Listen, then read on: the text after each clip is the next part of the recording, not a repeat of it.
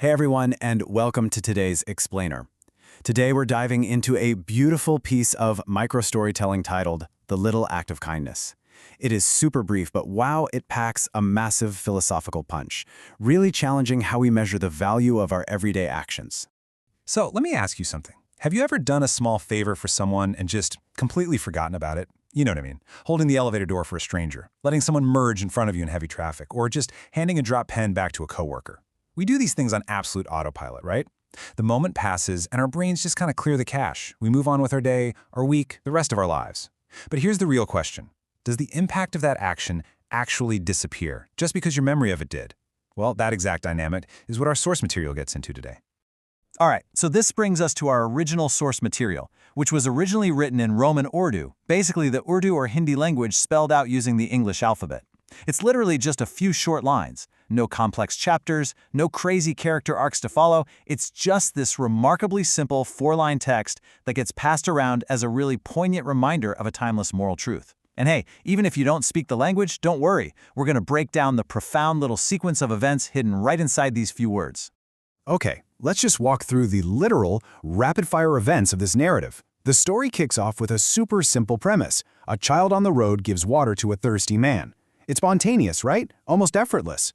Then we hit the next phase. The thirsty man gives the child a blessing, a prayer of goodwill, and just walks away.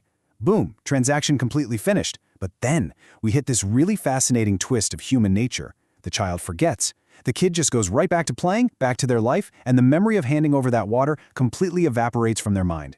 It perfectly highlights the innocence and, honestly, the fleeting nature of our daily human interactions. We do things, and we just forget them.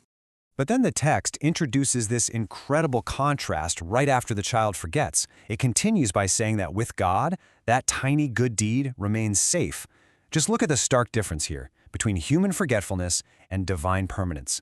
The child's mind completely lets go of the action. To the human, it becomes totally insignificant, essentially erasing it from earthly memory.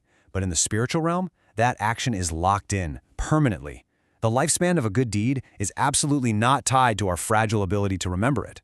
In this crucial point is summarized so perfectly in the final line of our source text. It boldly states the ultimate takeaway, which translates to, never consider a small good deed to be small. You know, we have this massive tendency to measure the worth of our actions by their scale, right? Their cost or the amount of applause we get for them. We kind of think if we aren't changing the whole world, we aren't really doing anything of value. But this text completely shatters that illusion. It acts like a mentor, reminding us that no act of kindness, no matter how quick or seemingly insignificant, like just handing over a cup of water, is ever truly small. The physical scale of the deed doesn't dictate its eternal weight, not at all. Which brings us to the final, lingering thought I really want to leave you with today. What small deed will you do today? We've seen through this simple little framework that the things you consider completely forgettable might actually be permanent, deeply impactful moments in the grand scheme of things.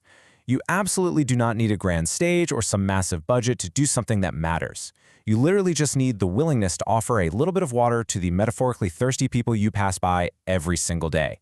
So, as you close out of this explainer and head back into your routine, keep your eyes open. Find that small deed, just do it, and then feel absolutely free to forget all about it. Because as we've learned today, the goodness of that act isn't going anywhere.